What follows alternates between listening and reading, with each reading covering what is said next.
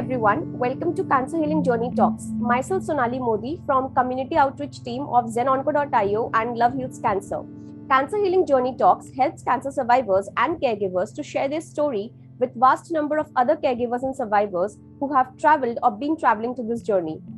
It also motivates and inspires them for their faster recovery. So firstly, I would like to introduce you to today's speaker, Ms. Leticia Diamond. She is a cancer survivor. I am happy that you're here with us today to share your journey. Over to you, ma'am. Please start with your introduction. Hi, my name is Leticia.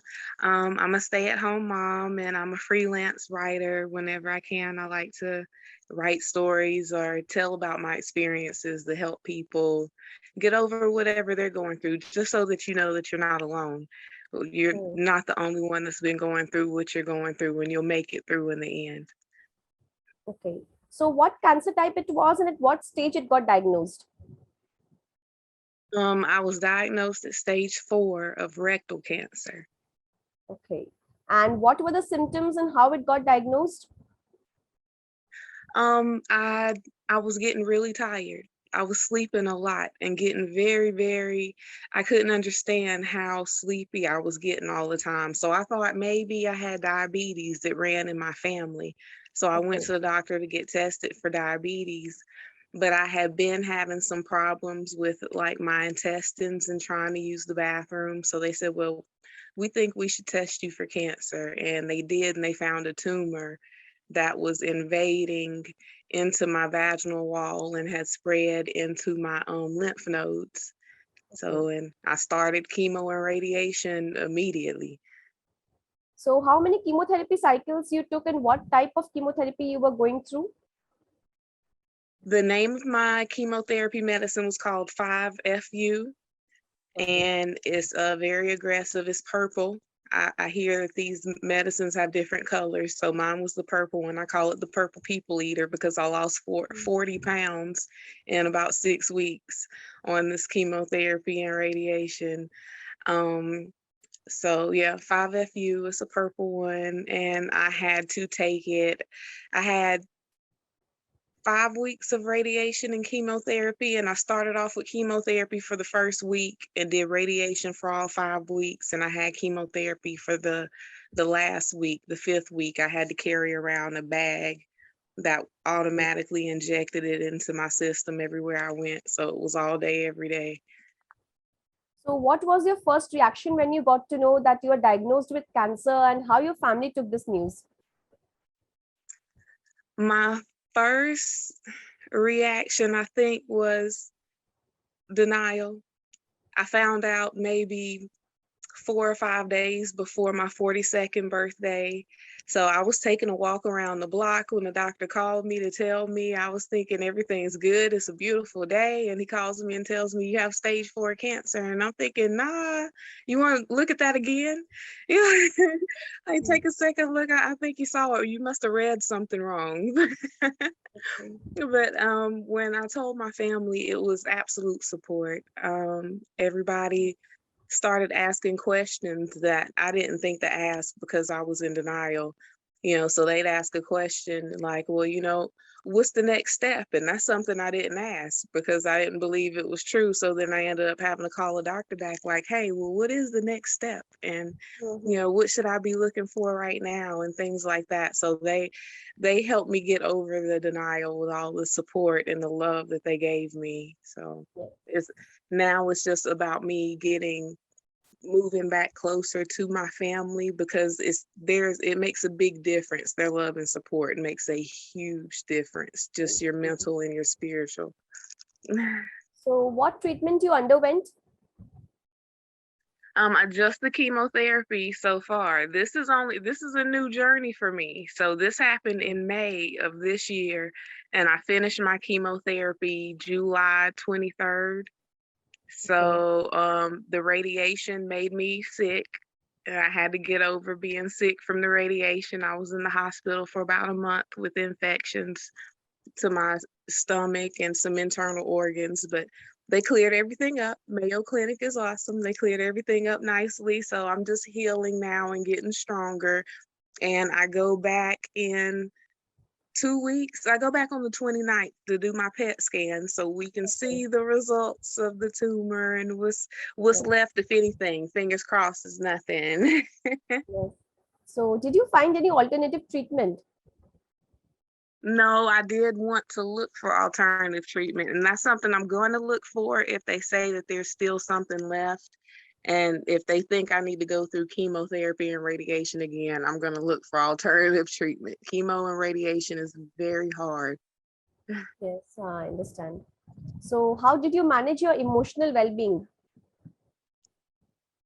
Um, I stayed in communication with my supportive family. I only kept positive people around me, only positive people. So if somebody else was complaining about their life, their job, things like that, that didn't seem to matter to me anymore because I had a life altering diagnosis, I had to leave them to their own being to just complain to themselves. And then I tried to stay productive.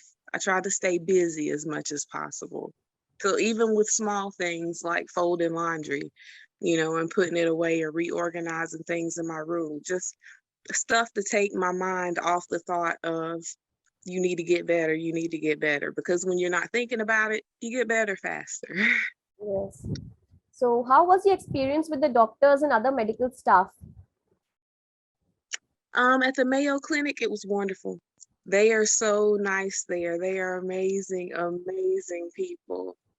I was having fevers at one point and they couldn't figure out why I was having fevers, and they tested me for everything. I don't think they left any stone unturned, and that made me feel so secure and comforted that they're not going to let me go until they figure out exactly what's going on.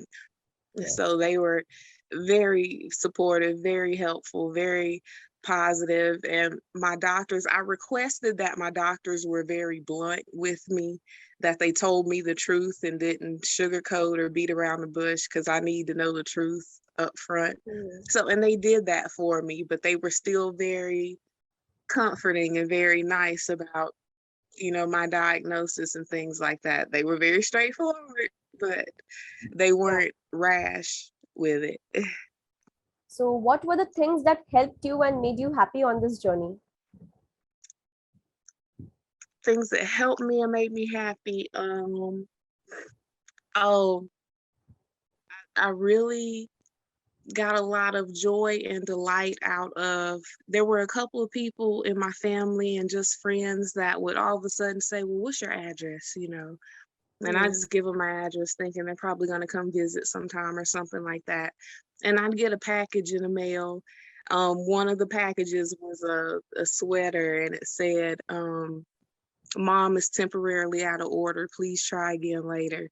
And then another one was some bracelets that had these supportive sayings like, she said that she could, so she did, and, Bible verses on it and everything. I do lean to the Bible a lot. So things like that, those surprises were amazing, to get up that day and think that I was going to be struggling through surviving another day and making it through, and then getting this awesome package in the mail and trying to figure out who loved me so much, where'd this come from. It was like a love game of find guess who, hide and seek. That, and just the people that don't let you go. I noticed that before my cancer diagnosis, I always had somebody around me. It was always somebody at my house or hanging out with me because they love my spirit, and, they just wanted to be happy because I was happy. But then once the diagnosis came around, it was like everybody was afraid to come around. And then I might see somebody outside at a store or something, and they say, oh, how are you? I've been meaning to call you, but I was just waiting until you felt better. And I think, well, how would you know I felt better if you're not going to call or come by? Yes. Like, Yeah. how would you even figure it out? So I started to appreciate more the people that did call and text, and the ones that came by. It became more than just oh, you came by to visit. It was, oh my gosh, I love you so much, you came by to visit, you're not afraid, you're really here to support me. So that's what's really giving me joy and strength along my journey is, the people that are there to share with me in the positivity. There is a lot of positivity in this if you can look past the pain and the negative. So, did you made any lifestyle changes during or after the treatment? Yes, I was smoking cigarettes before I found out. And the day that I was told I had cancer, when I picked up my next cigarette, I thought, well, this is stupid. Mm. Like, let's add cancer on top of cancer. So, yeah, I stopped smoking that day and let that go. So, that was a lifestyle change. Since then, another procedure I had to have was because of some of the infections. I had to have a ostomy bag or a stoma. So I've had to have my intestine cut and I wear the bag on my stomach. So that's where I use the bathroom, do number 2. Mhm. And so that was a big lifestyle change, but it's been a positive one because it helped with the infection and with my healing and things like that. And it's not a permanent change. So they will be able to reverse it in a couple of months. So it's been things like that. When you've got a hole in your stomach, you can't just go and do cartwheels and things like that. But Mhm. I can still play with my children. I can still, drive and take care of myself, wash and have a movie marathon, things like that. Yes, I can yes, still have a yeah, very good quality life, even with the lifestyle changes. yes. So, there are times when you feel that it's too much to handle, but you still don't give up. So, what was the thing that motivated you and kept you going on such days? Those days, it was prayer and my Bible.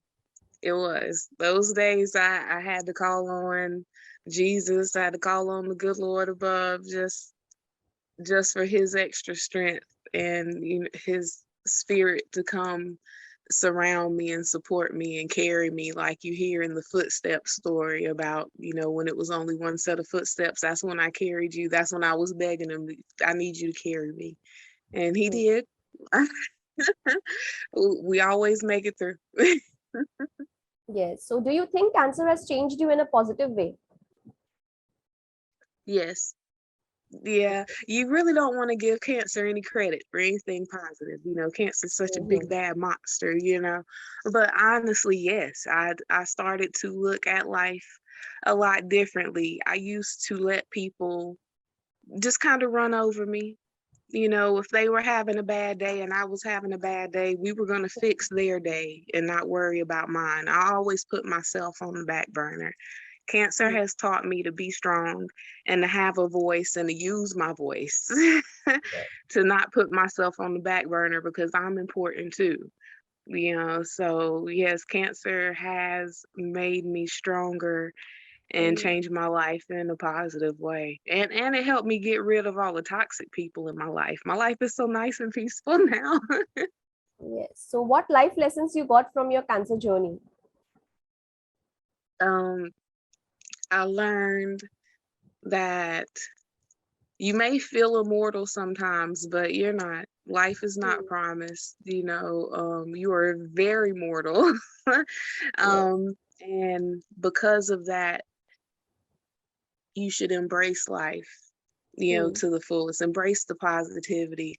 I learned that negative things, they don't last forever. And if you can Mm. be strong enough to look past the negative, to flip that other side of the coin over, to see the Mm. good part of it, then you might make your day or somebody else's day, but you'll make it through. Like, you can always just keep your head up and make it through. Like, that's, to me now, that's the goal. Just keep your head up. As long as you keep your head up and stay focused, you'll make it through. And focused on what? Focus on anything positive. So, have you ever asked yourself this question that why me? Why I am getting this cancer? And if yes, then how you cope up with this thought? I wanted to ask that question, but I'm very spiritual and I'm very secure in my relationship with God. And I feel like anything he put me through or he's having me go through is necessary. I need to go through it for my growth or for whatever purpose he has for me in my life. So that made it kind of hard for me to say why me. I know why me, because he has a plan for me, because it's what I Mm, needed to go through to become the person that I am today. You mm, know, but yeah, there were times where I thought, oh my gosh, I've been so good to so many people my whole life, and I've done so much to try to live healthy and things like that, with the exception of the cigarettes. Like, and then I end up with this cancer, you know.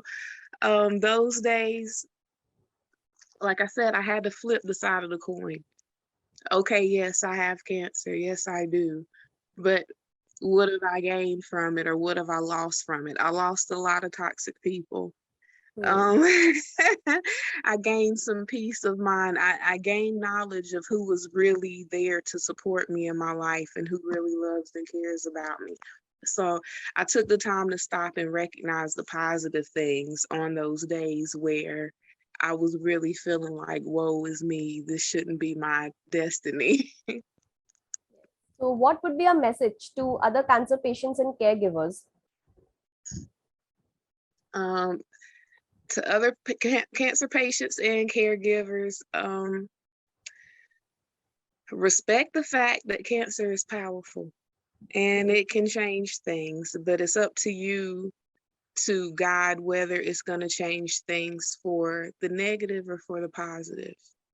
mm, You know, so to the caregivers out there, stay as positive as you can. Try to stay understanding that we get very self-absorbed when we're in our cancer diagnosis. So it's hard to think about anything else but what we're going through.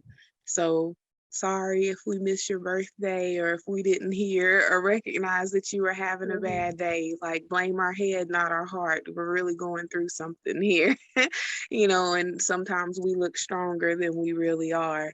Mm, To the people like me that are going through it, stay strong. I mean, know you're not alone. Look for support groups. Look for the people that aren't afraid to be around you now and to laugh with you and kick it and watch movies and such. You know, spend more time doing that and appreciating the small things. Write down your feelings sometimes. Start a journal, make a memoir, write a book, change the world. yes. So, how did you overcome your fear of treatment or side effects? I'm sorry, how did I what? How did you overcome your fear of treatment or side effects? I heard somebody say, um, if you're only one step braver than you Hmm. are afraid, then you can get through anything. And I heard that maybe the week before I started chemo and radiation, and I was terrified. Oh, I was terrified. And I remember thinking, just one step braver. If I'm just one step braver, I can make it through. And every time I would have that thought, I would take that physical step forward and make that move. So once I started going through it, it wasn't nothing to it but to do it. You just get it over with. The hardest step is always the first step, you Yes. know. So it's just all about being one step braver, just getting yourself just one little bit braver than you are afraid, and you can take that first step. You can make Hmm. it. So, when did you think that I can beat this disease, or was this belief always there with you? I want to say it was always there with me, but I don't think that's true, because of how scared I was in the beginning. Hmm. And even if my heart skipped a beat, I was thinking, oh my God, this is the moment. I'm about to die. Cancer's taking me. You know, so I don't think I really believed I Hmm. was going to beat it in the beginning. But once my doctors were telling me how aggressive my chemotherapy and my radiation was, and how well I was doing with it, how positive I was, every time I see my doctors, they just keep telling me how positive I am and how big of a difference that makes. That's when I started to believe I can beat this just by spirit alone. If I Hmm. can, you know, will my spirit, my body into matching my spirit and coming along with the health plan, we're going to make it, because I know my spirit's not quitting. It's not going to give up. It's just all to see if this body's going to follow suit. And right now, I think it's listening. I think it's going to follow suit for me. And so that's about the time I started believing, really truly believing that I can beat this, is when everybody else helped me recognize how strong my positive spirit was despite what I was going through. Yes. So did you join any support group? And what do you think is the importance of such support groups? I have not joined a support group. I'm looking for one. So that is something that I'm interested in. The closest thing I had to a support group was this Instagram person called The Cancer Patient. And they would put up funny memes and stuff, just kind of sarcastic stuff, things that cancer people are thinking, but we really don't want to say because it'll make us seem so mean. And I would go through the comments, and that was kind of my support group, reading the comments of everybody else that was fighting or surviving cancer, so, and that's how you met me, actually. So, so it's a pretty good support group. But I am looking for more like local support groups, and thinking about maybe starting a meetup group where we can just go have like tea or something and talk about the positive things that aren't cancer related, unless we want to. Yes. So at Zenonco.io, we help cancer patients throughout their journey from diagnosis to forever. So what do you think about our work? I think your work is amazing. Like, when you first reached out to me, I was afraid it was going to be a scam. So I looked it up and I'm like, no, it's real. Like, it's legitimate. And then I looked up your name and I was like, oh my gosh, everything she's done for the cancer community. Like, I'm so honored to even meet you right here on this Zoom. I didn't think it would actually be you. So yes, like, I'm amazed with all the work that you've done, and like all the steps forward you've done in the cancer community of bringing love and a focus and support. So yeah, I think your group is awesome. So what do you think about the stigmas attached to cancer and the importance of awareness for it?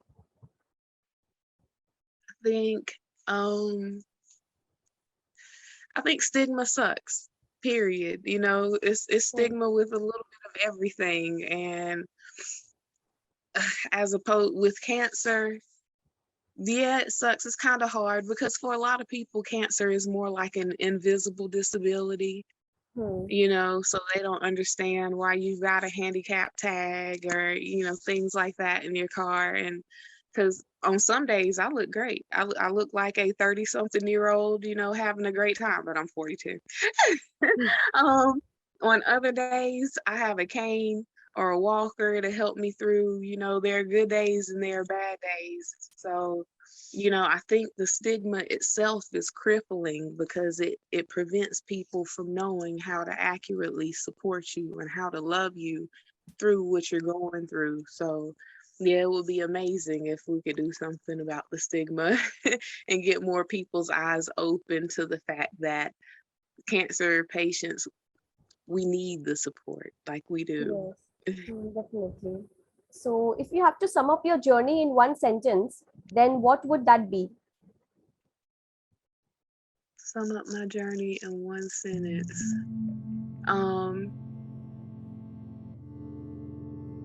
One of the most memorable journeys of my lifetime that I'm sure I wouldn't want to repeat. Okay. So thank you for your valuable time. I hope this session really motivates people out there who have traveled or been traveling through this cancer journey. So it was lovely having you here with us today. So once again, thank you so much, Leticia. Yeah. You're very welcome. Thank you, guys. Good luck to everybody.